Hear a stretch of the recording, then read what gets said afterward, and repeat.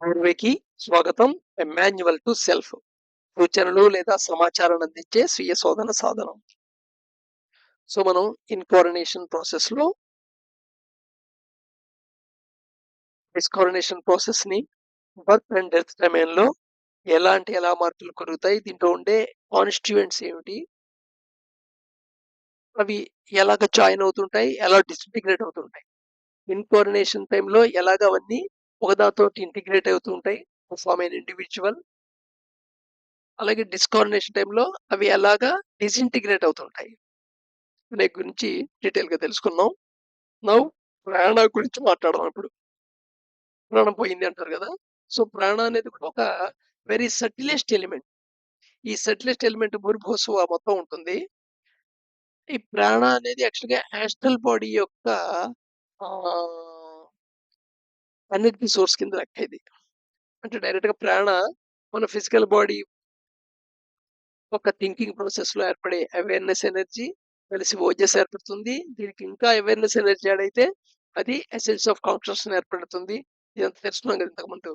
అలాగే ఈ ప్రాసెస్ లోనే ఈ యాస్ట్రల్ బాడీ యొక్క ఫంక్షనాలిటీకి వాడబడుతుంది ఈ ప్రాణ అనేది. ఈ ప్రాణ అనేది ఒక మూమెంట్ ఎలా ఉంటుంది టోటల్ ఎగ్జిస్టెన్స్ లో చూద్దాం ఇప్పుడు. సో ఇన్కార్నేషన్ సిరీస్ లో cycle of birth and death లో ప్రాణ గురించి మాట్లాడుకుంటున్నాం. సో ప్రాణ లైఫ్ ఎనర్జీ, దీని ప్రోగ్రెషన్ ఎలా ఉంటుంది అంటే, ఈ విశ్వం మొత్తానికి ఈ ప్రాణశక్తి ఎక్కడి నుంచి జనరేట్ అయ్యి వస్తుందంటే మూన్ లోంచి వస్తుంది. మూన్ మూను ప్రాణశక్తికి ఆధారభూతం అనమాట. ఈ ప్రాణ అనే సెటిల్ ఎలిమెంట్ వచ్చేది మూన్ దగ్గర నుండి వచ్చేది. మామూలుగా మనకి ఏంటంటే సన్ లైట్ మూన్ మీద పడుతుంది, మూన్ లైట్ రిఫ్లెక్ట్ అయ్యేది సన్ లైట్ వెన్నెల, ఇంతవరకు ఫిజికల్ థింగ్. బట్ ఇది కాకుండా ప్రాణ అనేది కూడా ఎమిట్ చేసేది, ఒక ఎనర్జీని ఎమిట్ చేసేది మూన్. ఇది ఇన్సైట్ రూపంలోనూ తన ఎక్స్పీరియన్స్‌లుగాను రివీల్ అవ్వటం వల్ల మహమ్మద్ అందుకని చంద్రుడిని చాలా ఇంపార్టెన్స్ ఇచ్చారు వాళ్ళ కల్చర్‌లో. అందుకని ముస్లిం కల్చర్‌లో చంద్రుడికి చాలా ఇంపార్టెన్స్ ఉంటుంది. So right. ఈ ప్రాణ ఉంది కదా! ఈ ప్రాణ మూల నుండి వస్తుంది. ఇది ఆకాశం గుండా ప్రయాణం చేస్తుంది. ఆకాశం నుండి అట్మాస్ఫియర్‌లోకి వస్తుంది. వాతావరణంలోకి, ఎయిర్‌లోకి వస్తుంది. ఈ ఎయిర్‌లో డిఫరెంట్ లేయర్స్ గుండా వస్తుంది. వీటి గుండా ప్రయాణం చేస్తుంటుంది మొత్తం. ప్రయాణం చేస్తూ క్లౌడ్స్ లో అక్యుములేట్ అవుతుంది. అక్కడి నుండి వాన రూపంలో ఎర్త్‌ని చేరుతుంది. ఎర్త్‌ని చేరింది. ఆ వాటర్‌ను కన్జ్యూమ్ చేయడం వల్ల మొక్కలకి, మొక్కల నుండి మనుషులకి, వివిధ జీవులకి అందరికీ ప్రాణ సప్లై అవుతుంది. సో మనిషి ఇంటేక్ ప్రాణ అనేది కేవలం గాలి తీసుకోవడం ద్వారాయే కాదు, వాడు ఫుడ్ తీసుకున్నా, ఏదైనా నేచురల్ గా ఉండేది తాగుతున్నా, వీటన్నిటి ద్వారా కూడా వాడు ప్రాణ తీసుకుంటారు. అంటే నీ ప్రాణ ఇంటేక్ ఎలా తీసుకుంటున్నావు నువ్వు? ఒకటి బ్రీతింగ్ ద్వారా, ఎందుకంటే అట్మాస్ఫియర్ లో కూడా ప్రాణం ఉంది కాబట్టి ఆ ఎనర్జీని ప్రాణ ద్వారా తీసుకుంటున్నావు. అయితే బ్రీదింగ్ రేట్ ఆఫ్ తీసుకోవడానికి, ప్రాణ తీసుకోవడానికి చిన్న డిఫరెన్స్ ఉంటుంది. రెండు సింక్రనైజ్ గా పనిచేస్తుంటాయి. బట్ కానీ నువ్వు ఎయిర్ అనేది సాధారణంగా 12 కంటే ఎక్కువ, 24 మధ్యలో ఒక నిమిషానికి గాలి పీల్చి వదలటం చేస్తుంటావు. కానీ ప్రాణ ఇంటేక్ అనేది కొర్మ నాడి అని, ఆ నాడి ఎనర్జీ బాడీ యొక్క కొర్మ నాడి తీసుకుంటుంది. ఇది 5 ఆర్ 6 టైమ్సే 1 మినిట్ లో తీసుకునేది. అందుకని యాక్చువల్‌గా ఫస్ట్ ఈ ప్రాణ యొక్క రిథమిక్ ప్రాసెస్‌కి, ఇంటేక్ ప్రాసెస్‌కి, అలాగే మనం వాతావరణంలో తీసుకున్న ఎయిర్ యొక్క బ్రీతింగ్ ప్రాసెస్‌కి రెండిటిని ముందు ఒక రిథమిక్ హార్మోనైజింగ్ చేయాలంటారు. దాన్నే మనం ప్రాణాయామం అని చెప్తుంటాం అన్నమాట. సో ఇక్కడ ప్రాణాయామం అనేది కేవలం బ్రీత్‌కు సంబంధించినదే కాదు. ఎందుకంటే ప్రాణం దేని ద్వారా జరుగుతోంది? జలం ద్వారా వెళ్తోంది. ఫుడ్ ద్వారా కూడా వెళ్తోంది.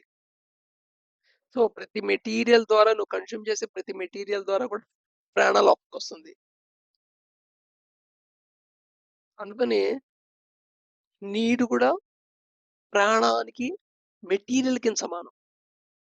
అందుకని స్పిరిచువల్ ప్రాక్టీసెస్‌లో ఏం చెప్తుంటారంటే, పొద్దున లేవగానే లేదా ఎప్పుడైనా సరే నీళ్లు తాగేప్పుడు, ఆ నీళ్ళ మీద చాలా కృతజ్ఞత భావంతో, ఒక మంచి భక్తి ఎమోషన్‌తో ఆ నీళ్ళని సేవించమంటారు.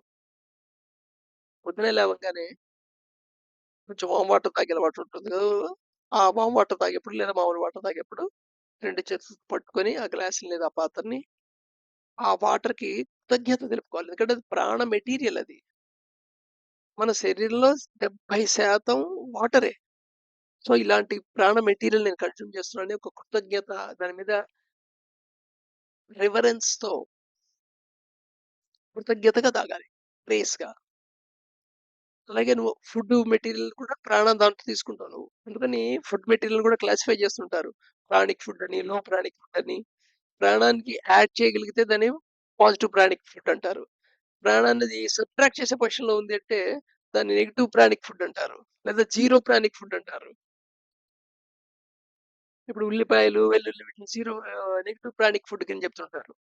అలాగే కొన్ని కొన్ని కూరల్ని నెగెటివ్ ప్రాణిక్ ఫుడ్ అంటుంటారు. కొన్ని పాజిటివ్ ప్రాణిక్ ఫుడ్స్ అంటారు. ఉదాహరణకి గుమ్మడికాయ. బూడిద గుమ్మడికాయ హైలీ ప్రాణిక్ ఫుడ్. అలాగే nuts highly pranic food. Raw vegetables, fruits highly pranic food. Cooking ఫుడ్‌తో పోల్చుకుంటే అన్నమాట.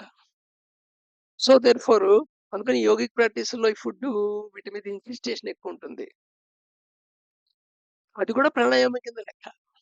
ఫుడ్ నువ్వు తింటున్నప్పుడు ఏ మోడ్‌లో తింటున్నావు అనేది చాలా ఇంపార్టెంట్. ఏ మోడ్‌లో నువ్వు కన్జ్యూమ్ చేస్తున్నావు? ఏ ఎమోషన్‌తో కంప్లీట్ చేస్తున్నావు? సో, సో, లైఫ్ ఎనర్జీ ప్రాణ అనేది కేవలం శ్వాసతోనే కాదు, బ్రీతింగ్‌తో తీసుకుంటున్నాం. దాంతో పాటు నువ్వు వాటర్ తాగుతున్నా, తింటున్నా, దాని ద్వారా కూడా ప్రాణ ఇంటేక్ జరుగుతుంది. సో, వీటన్నిటిని రెగ్యులరైజ్ చేయడాన్నే ప్రాణాయామం అంటారు.